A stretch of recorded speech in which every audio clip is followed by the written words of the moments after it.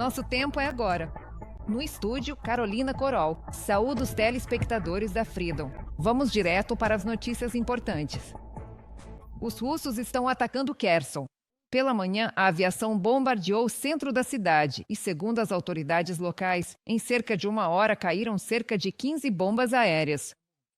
Como resultado do ataque, 70 casas particulares e um prédio de apartamentos foram danificados. Depois, os militares russos bombardearam Kherson com artilharia. Um dos drones atingiu, na verdade, um dos ataques atingiu uma van de transporte público. O veículo foi destruído. 3 civis ficaram feridos. Uma mulher está agora no hospital em estado moderado. A Promotoria Regional também informou sobre uma pessoa morta como resultado dos ataques de hoje a Kherson. Meu Deus, estava tão alto. Eu rezei. Deus, como trovejou. Orei e pedi, Senhor, nasci durante a guerra, em 1943. No apartamento ainda tenho. Todo o resto do meu apartamento caiu, do guarda-roupa até todos os móveis. Saí para olhar as janelas e vi um desgraçado voando. Corri para dentro, e aí fez um estrondo, as janelas começaram a cair. A onda entrou aqui, e tudo desabou, todos os meus ícones coitados, as portas, tudo.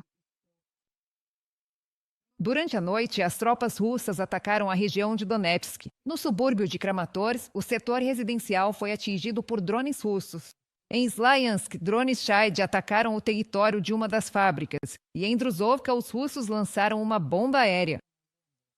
Como resultado, uma casa particular foi totalmente destruída e cerca de uma dezena de outras ficaram danificadas. Ninguém ficou ferido. Não se ouvia nenhum som, nada. Só a explosão, a onda veio. É isso. As persianas das janelas voaram. Eu disse correndo para o meu marido, vamos para o corredor, para a gente esperar lá. E aí começou a sair fumaça. Ligamos para a polícia. Eles vieram e fecharam o gás. Ou seja, o gás foi cortado, né? A linha. Sim. Viram, né? Um dano assim. Cerca de uma dezena de casas foi atingida pelo ataque russo na comunidade de Sumy. De manhã cedo, os russos lançaram bombas aéreas guiadas em uma das administrações locais. Ninguém ficou ferido. As autoridades locais alertaram sobre possíveis interrupções no fornecimento de energia elétrica e gás. Mais tarde, um drone russo atacou um carro do serviço de gás. Ele chegou para fazer uma inspeção após o ataque aéreo. Ninguém se feriu, pois conseguiram se esconder ao ouvir o som do drone se aproximando. Mas o carro queimou completamente. Um drone russo abatido explodiu a 800 metros da usina nuclear do sul da Ucrânia.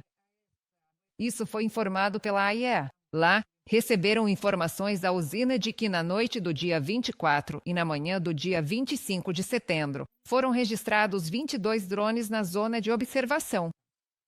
Alguns deles se aproximaram da usina nuclear a uma distância de 500 metros. Os especialistas, no local da queda de um dos drones, registraram uma cratera com cerca de 1 metro de profundidade. O diretor-geral da AIEA, Rafael Grossi, chamou esse incidente de mais um caso que destaca as ameaças constantes à segurança nuclear devido à guerra da Rússia contra a Ucrânia. Mais uma vez, eles passam perto demais das usinas nucleares, colocando em risco a segurança nuclear. Felizmente, o incidente não causou danos à própria usina nuclear do sul da Ucrânia. Da próxima vez, talvez não tenhamos tanta sorte. Rafael Grossi, diretor-geral da AIEA. E vale destacar que a usina nuclear do sul da Ucrânia é uma das 3 usinas nucleares em operação na Ucrânia. Seus 3 reatores estão atualmente gerando eletricidade em plena capacidade. Na Rússia, 18 vagões carregados com gasolina descarrilaram e pegaram fogo. Essa informação foi divulgada pelo canal do Telegram da Ferrovia de Moscou. O acidente teria ocorrido porque um caminhão entrou no cruzamento ferroviário bem na frente do trem de carga. O maquinista acionou a frenagem de emergência, mas não conseguiu evitar a colisão. Mais uma refinaria de petróleo foi atacada na Rússia, desta vez a Afipsk, na região de Krasnodar. Segundo as autoridades da região, supostamente destroços de um drone caíram sobre uma das instalações, causando um incêndio. De acordo com canais de monitoramento, hoje apenas a unidade de processamento primário de petróleo pegou fogo. A refinaria Sipsky produz gasolina e diesel. Essas instalações são utilizadas para abastecer o exército russo. Drones já atacaram essa refinaria mais de uma vez. 85 alvos importantes foram atingidos em território russo em menos de 2 meses. Quem afirmou isso foi o comandante-chefe das Forças Armadas da Ucrânia, Alexander SYRSKY, durante uma conversa com jornalistas. Ele destacou que 52 desses alvos são do complexo militar industrial, empresas que produzem armas, munições, motores, combustível para foguetes e drones. A Ucrânia continua ampliando as unidades que realizam ataques de longo alcance. A eficácia desses ataques de longo alcance foi confirmada não só por nós, mas também altamente reconhecida por nossos parceiros. Os resultados vocês já conhecem. Isso gerou uma crise de combustível na Rússia, que afeta diretamente a logística e o abastecimento do seu exército. As capacidades do complexo militar industrial do inimigo foram significativamente reduzidas, e vemos isso no campo de batalha. Isso fez com que a frota russa se escondesse na base de Novorossiysk, saindo apenas por curtos períodos para realizar ataques com mísseis e depois voltando novamente para os abrigos. Isso também obrigou o inimigo a recuar a aviação tática para distâncias consideráveis da linha de frente. Alexandre SYRSKY, comandante-chefe das Forças Armadas da Ucrânia.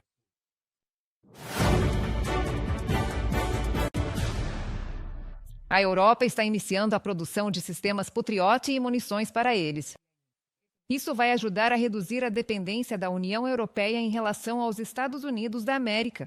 A produção ficará a cargo do maior conglomerado de defesa europeu, a MBDA. Quem informou isso foi o diretor da divisão alemã da empresa, Thomas Gottschild. Atualmente, a MBDA está construindo uma nova fábrica na Baviera. Ela deverá dobrar a capacidade mundial de produção dos mísseis modernizados PAC-2. Eles são destinados à interceptação de alvos balísticos táticos. Na fronteira das águas territoriais da Dinamarca, foi detectado um navio de guerra russo. A informação foi divulgada pela mídia dinamarquesa. Segundo eles, a 12 quilômetros da costa da ilha está o navio de desembarque russo Alexander Shabalin.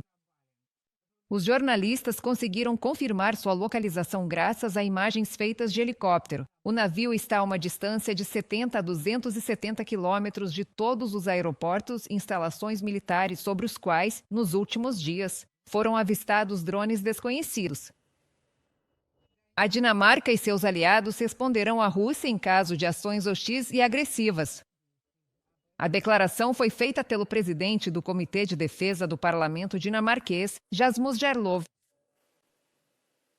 Já sabemos há muito tempo que a Rússia é capaz de nos atacar, se quiser, mas nós também somos capazes de atacar a Rússia.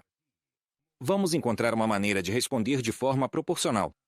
A Rússia não deve pensar que pode fazer o que quiser em nosso espaço aéreo e em nossos países sem consequências. Acho importante que respondamos a isso e deixemos claro para Moscou que não vamos ficar sentados aceitando esse tipo de ação.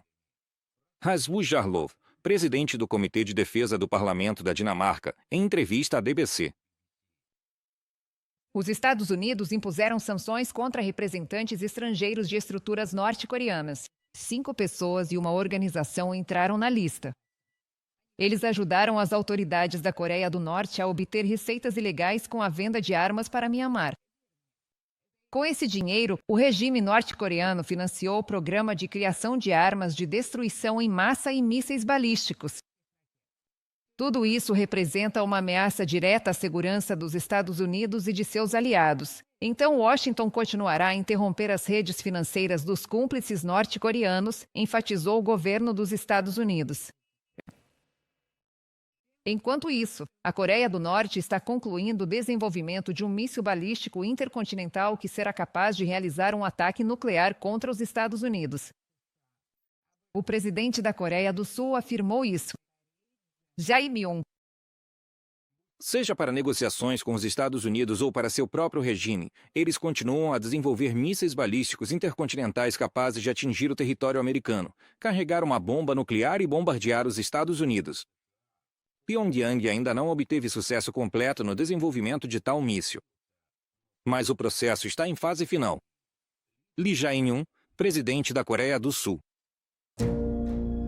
Inscreva-se no nosso canal UATV Português e mantenha-se atualizado com os eventos mais importantes, as principais notícias da Ucrânia e do mundo, análises profundas, reportagens exclusivas e entrevistas.